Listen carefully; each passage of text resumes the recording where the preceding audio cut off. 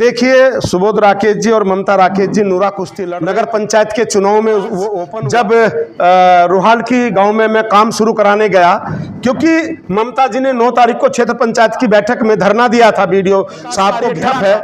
1,51,78,000 के कार्य जो ममता राकेश ने और यहाँ की जो ब्लॉक प्रमुख है मेरी भतीजी, उसको मिसगाइड करके मौके पर गया तो दूध का दूध पानी का पानी वाल को डांटे। और अब वो दिन दूर नहीं है कि जब इस क्षेत्र के लोग पूरी तरह समझ जाए, देवर भाभी, ये राकेश परिवार किसी भी चाहे कोई राजनीतिक दल हो, चाहे कोई सामाजिक संगठन हो, इनका कोई सगा नहीं। जिसको का बेटा हूं, मैंने खुद अपनी जमीन तैयार की है, मैंने रिक्शा चलाई है पढ़ते हुए, मैंने बहकाई में आकर के आज वो ऐसे ही भाषा बोल रही है। जब मेरी भतीजी यदि हटती है तो कौन बनेगा?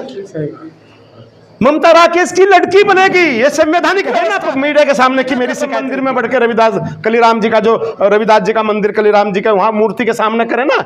आप देख रहे हैं फानूस टीवी। चैनल को सब्सक्राइब करें। राज्य मंत्री देसराज कर्णवाल ने आज भगवानपुर क्षेत्र में अपने कार्यालय पर एक प्रेस कॉन्फ्रेंस कर कांग्रेस की विधायक ममता राकेश और भाजपा के नेता सुबोध राकेश पर आरोप लगाया कि दोनों देवर भाभी ने मिलकर उनकी भतीजी ब्लॉक प्रमुख करुणा कर्णवाल को बहकाकर अनैतिक कार्य करवा रहे हैं, जिसके चलते 1 करोड़ से अधिक कार्य अधर में लटके हुए थे। पर आज जब ये कार्य शुरू कराए गए, दोनों जनप्रतिनिधियों ने मौके पर पहुंचकर हो रहे कार्य में बाधा डालने का प्रयास किया, पर उन्होंने वह काम शुरू करवा दिया है। उन्होंने ये भी कहा कि राकेश परिवार हमेशा से विकास और क्षेत्र की जनता के दुश्मन रहे हैं। ये लोग कभी किसी के भले नहीं है और ना ही रहेंगे। देखिए, सुबोध राकेश जी और ममता राकेश जी नूरा कुश्ती लड़ रहे थे। नगर पंचायत के चुनाव में वो ओपन हुआ और आज जब रोहाल की गांव में मैं काम शुरू कराने गया, क्योंकि ममता जी ने 9 तारीख को क्षेत्र पंचायत की बैठक में धरना दिया था। वीडियो साहब को घेरा था कि विकास कार्य ठप है। 1,51,78,000 के कार्य जो ममता राकेश ने और यहाँ की जो ब्लॉक प्रमुख है मेरी भतीजी, उसको मिसगाइड करके रुकवा रखे थे। आज भी जब मैं मौके पर गया तो दूध का दूध पानी का पानी हो गया। उल्टा चोर कोतवाल को डांटे। सुबोध राकेश का प्रतिनिधि जोनी, जो अपने आप को भाजपा का कार्यकर्ता बताता है, और कांग्रेस का प्रतिनिधि संजय प्रधान, जो वहां पदाधिकारी भी है कांग्रेस का, और विधायक जी का प्रतिनिधि, उन्होंने वो काम रुकवा रखा था और मैं जिसे काम को शुरू करा के आया हूं। और अब वो दिन दूर नहीं है कि जब इस क्षेत्र के लोग पूरी तरह समझ जाएंगे कि ये दोनों देवर भाभी, ये राकेश परिवार किसी भी चाहे कोई राजनीतिक दल हो, चाहे कोई सामाजिक संगठन हो, इनका कोई सगा नहीं, जिसको इन्होंने ठगा नहीं।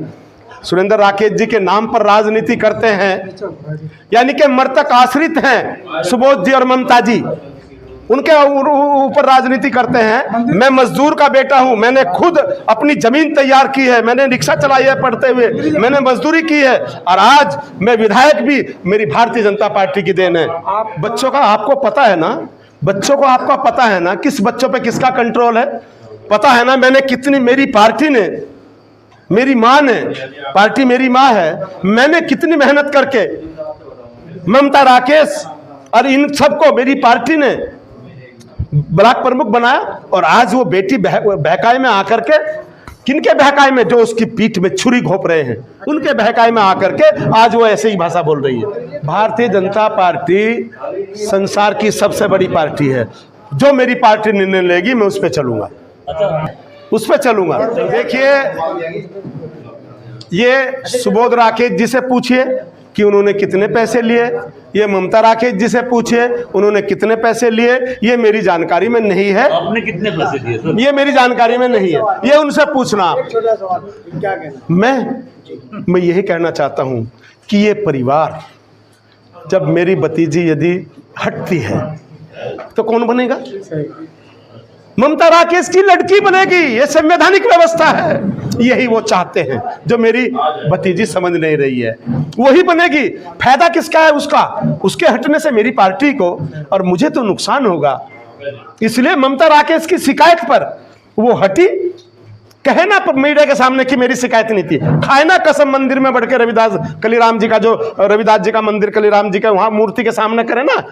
जांच हुई, मृतक आदमी के लिए क्या कर सकते हैं? अनेकों अधिकारी जेल गए, सत्यपाल जी अनेकों जेल गए, स्कूल के संस्थापक जेल गए, बहुत लोग जेल गए, उसका दंश आज भी बच्चे झेल रहे हैं छात्रवृत्ति का। सुरेंद्र राकेश जी ने जो व्यवस्था के तहत 500 करोड़ रुपए का जो घोटाला हुआ था, वो बड़ी बात है, छोटी बात नहीं।